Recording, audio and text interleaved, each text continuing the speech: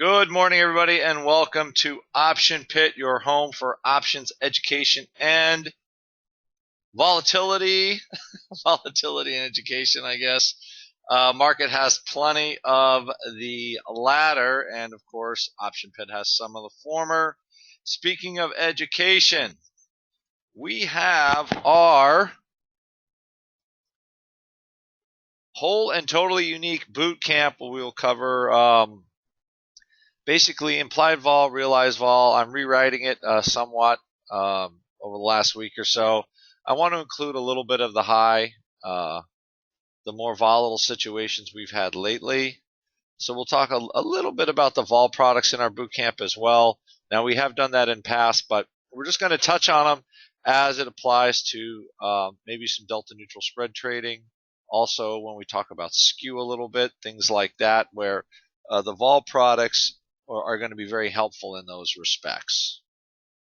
Okay, but it starts the 30th. For any Option Pit member, gold or above, I believe it's free. And you'll get a video replay of Mark's risk management, so it gives you an idea of kind of how the teaching will look for Option Pit. Okay, so it's 4 days. It's the 30th. The 1st and Saturday, we do kind of a double shot on Saturday. All right. And with that, and again, register now. And hey, hello, Mike M. Welcome back. Let's just look at our market. Okay. Syria is getting into the fight France is getting into Syria, more direct bombing. They're saying what they want, but it's certainly an escalation. And right now, even in the teeth of, the Fed saying they're going to raise and all that kind of stuff, and decent economic news last week, we still have higher bond prices. We have lower stock prices. We have higher volatility. And I think what we're just right, at least right now, we have kind of we're not quite at some of these highs, right? Where we had kind of a descending pattern for vol for a while. We got super low there that one day, and it almost looks like a flash in the past. So the market is in the uncomfortable position of the Fed is, I guess, trying as hard as they can to say we're officially pulling out of the, supporting the market routine and into just hanging out on the sideline routine, which I don't think stocks are totally, clearly they're not comfortable with that, and any little piece of bad news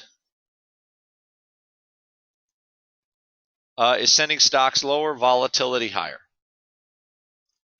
Now, as far as how far can they stretch the rubber band, it feels like a pretty good long way. We kept trying to retest some of these like low areas here. It looks like we're trying to retest Thursday low as we speak. And there's no bid for stocks right now, it feels like. There'll be days where the news is okay, and then, we roll up, but we just have a very illiquid kind of volatile environment. And for now, it's just not going away. Funny thing here, I'm just noticing, just small stuff, is for the first day in a while, okay, the implied volatility now going forward, like 30-day forward vol, is getting marketably more expensive. Okay, as in, I don't know if it's because it's got to cover the October Fed date or what, but volatility from that point of view is making kind of a steady creep back up. And we're pretty much pricing in these 1% moves as we speak. And we keep getting them. But when market is pricing in 1.5 or more. So basically what we have is, I think volatility is starting to price all of the after, all of the, between and after hour activity that we're seeing, where the market is essentially almost twice as volatile as we're seeing intraday, right? A lot of between market hour action that's making vol more expensive. So when you have implied vol going up like this and the realized vol was trying to come back down from highs, at least the forward market to me says we're not done. So again, I don't know if this is, I can't say that this is a bottom, but you know, this was kind of goofy here, right? But we're starting, you know, this is now kind of a touch. It is just a touch away. All right. And until I actually see this vol start to come in again, you know, let's see what happens again. And usually when Europe closes, things get a little bit better. But for the most part, you know, in very early August, we had volatility near the money was about 11%. It's now doubled to 22%. And it has not, right? And again, thinking that something was going to happen after the last Fed meeting. And now they have scrambled to try to fix a little more of the vol they caused. But whatever has been in there and kind of sparked this initial sell-off, right? Whatever this sort of was, doesn't seem like it's totally gone yet. Right? And as long as vol keeps, you know, as long as the bid keeps moving, you just have to respect that fact. Again, and volatility futures are still backward. And they have been that way for a while now. Okay. Every time it looks like things are going to get flatter, the curve starts to reshape again. So again, it doesn't look panicky. It just looks weak. But it's a continual weakness, and now the market is starting to price, you know, which possibly could have been a bright spot, positive earnings, which are now looking very not positive. Right? Like all of a sudden there's a worry that the earnings could be very poor. So that's, again, I'm seeing volatility be bid there.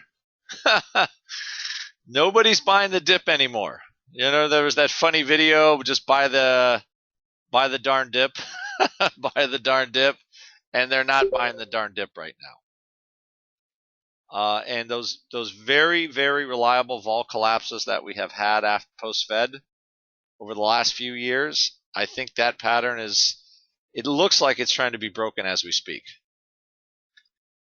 Buying the dip has become the dips are buying. It's kind of feeling like that. So with that in mind, again, you have to be careful and strategic on how you want to do stuff. It looks like the mornings have been fairly reliable vol sales. Let's just look at the 5-day here on some of this stuff. Let's go back to VIX.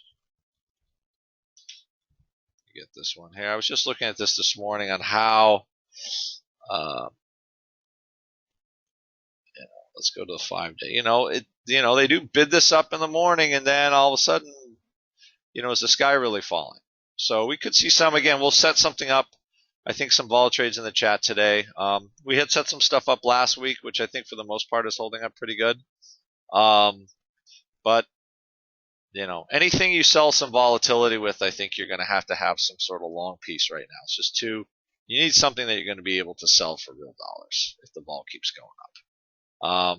And that's just where we are. All right. All right, everybody, have a good day. I will see a lot of you in the chat. And our gold class, our gold lab tonight, open mic. Again, I'm taking any orders that people have for something they would like to see. We might talk about hard to borrow in the gold open mic tonight. All right, everybody. Bye-bye.